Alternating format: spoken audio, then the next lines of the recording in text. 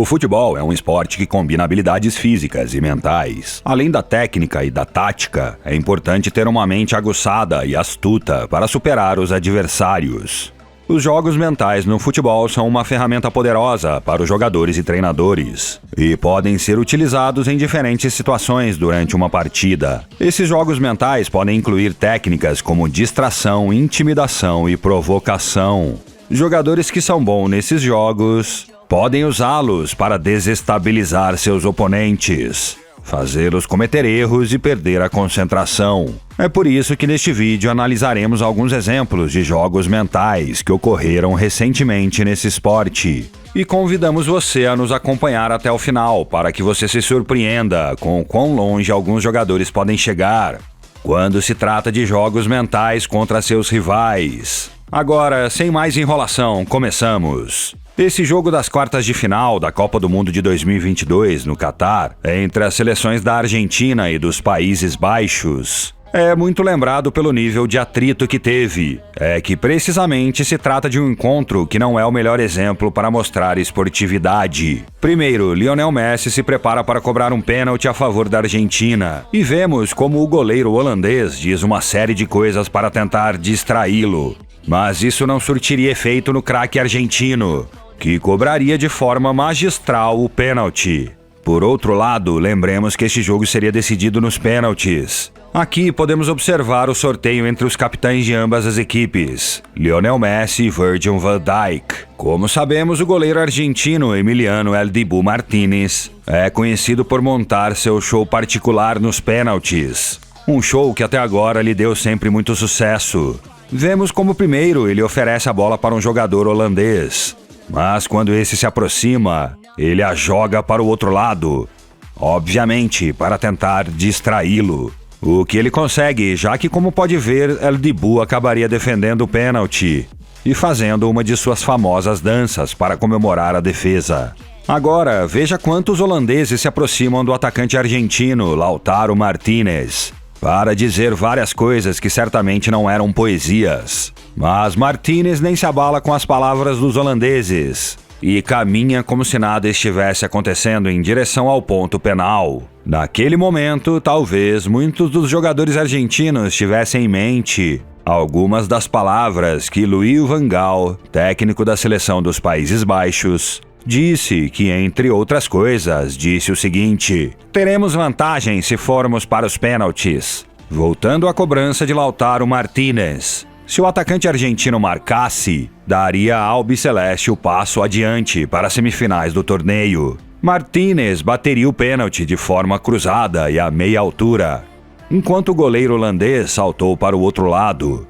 Lembremos que os argentinos também fizeram suas brincadeiras, como o famoso gesto chamado de El Topodillo, direcionado a Louis van Gaal, como vingança por suas declarações desrespeitosas à seleção argentina, assim como as zombarias de Nicolau Otamendi para os jogadores holandeses logo após Lautaro Martínez marcar o pênalti que daria a vitória aos argentinos. Mas isso iria além do jogo, violando aquele famoso ditado, não só futebolístico, mas também esportivo, que diz: tudo o que acontece em campo, fica em campo. É que possivelmente o que mostraremos a seguir tenha sido o momento futebolístico mais viral do ano de 2022.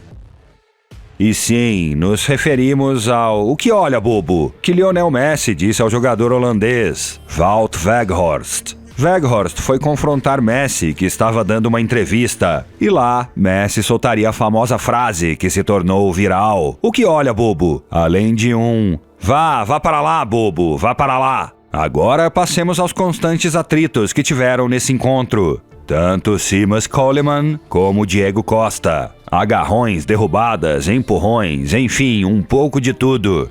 O que de forma alguma estava agradando a Diego Costa, que era quem estava recebendo a maior parte das agressões. Posteriormente, como vemos, esse jogador se encontra na lateral, tenta enviar um cruzamento, o qual é desviado por Coleman, o que faz deslocar o goleiro, fazendo assim este gol contra. Costa lembraria das agressões de Coleman contra ele, e por isso tomaria a bola e diria uma série de impropérios. Diante disso, é bom lembrar aquela frase do técnico português José Mourinho, que em uma entrevista coletiva diria o seguinte: "Tudo que digo é um jogo mental, tudo que faço é um jogo mental."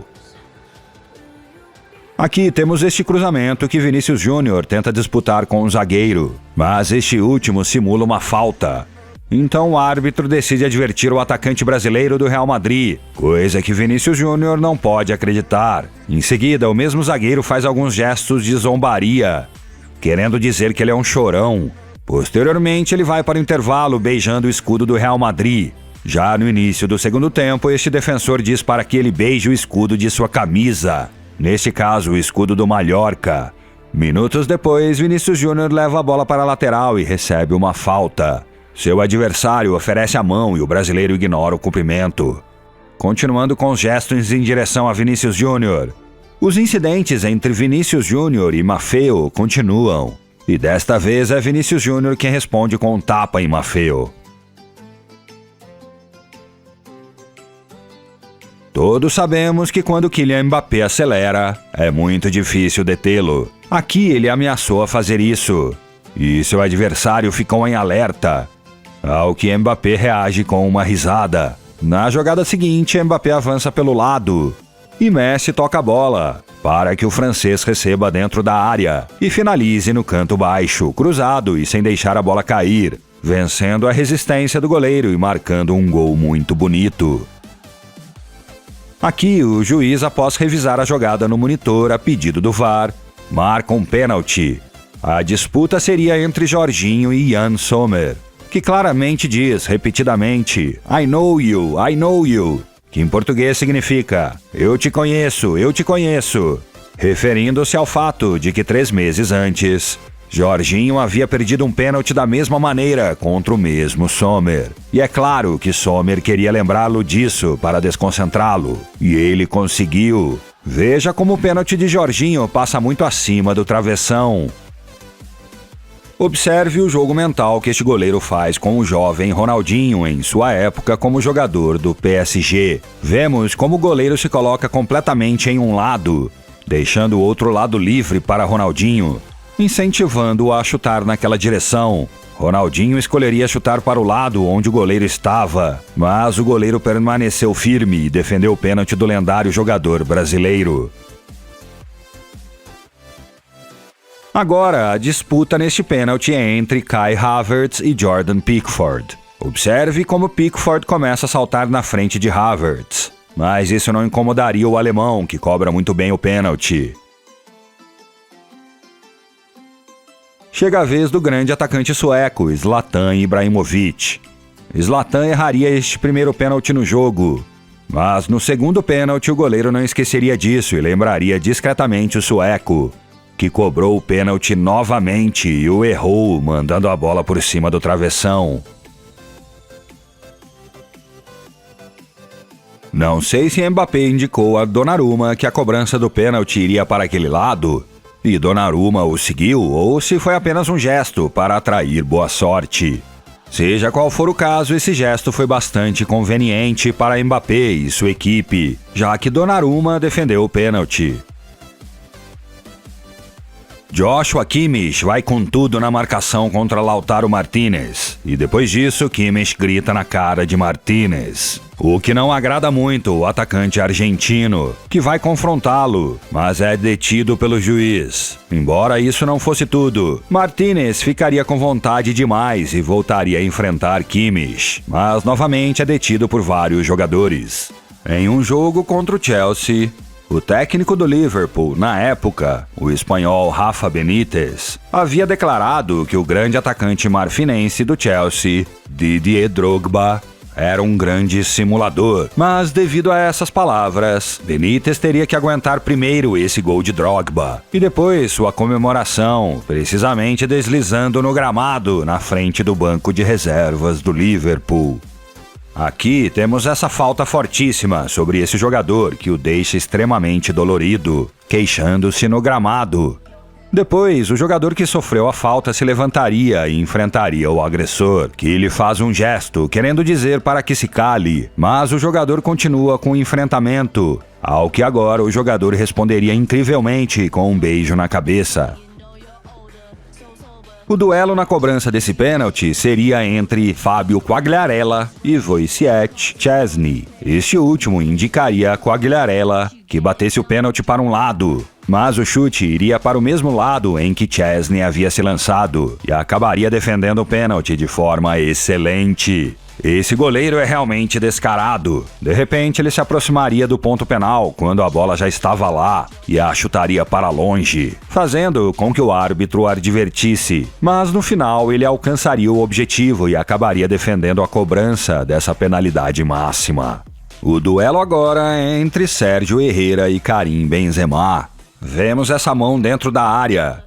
Por isso, o juiz decide marcar a penalidade máxima a favor do Real Madrid e a responsabilidade de executá-la seria do grande atacante francês, Karim Benzema. Herrera diz que ele deve chutá-la para um lado e Benzema obedece, mas Herrera defende o pênalti. Agora, podemos observar essa falta dentro da área e há outro pênalti a favor da equipe merengue. E Benzema quer revanche, mas Herrera não deixaria, pois ele defenderia novamente o pênalti de Benzema. É que esse segundo pênalti foi quase uma cópia exata da execução do primeiro.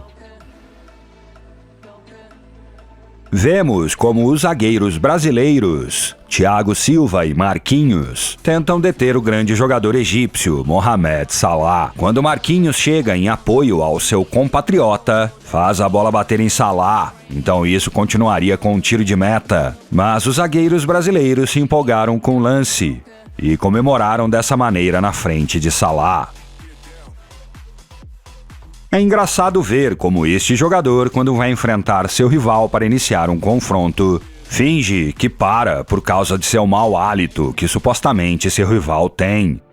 Agora, Kyle Havertz, de forma muito dissimulada, depois que o árbitro marca falta a favor do Real Madrid, chuta essa bola para longe dos rivais. Este goleiro na cobrança desse pênalti, primeiro começa a se mover por toda a área. Depois fica no centro e começa a dar uma série de fortes tapas, o que funcionou para ele, já que, como você pode ver, ele conseguiu parar a cobrança máxima.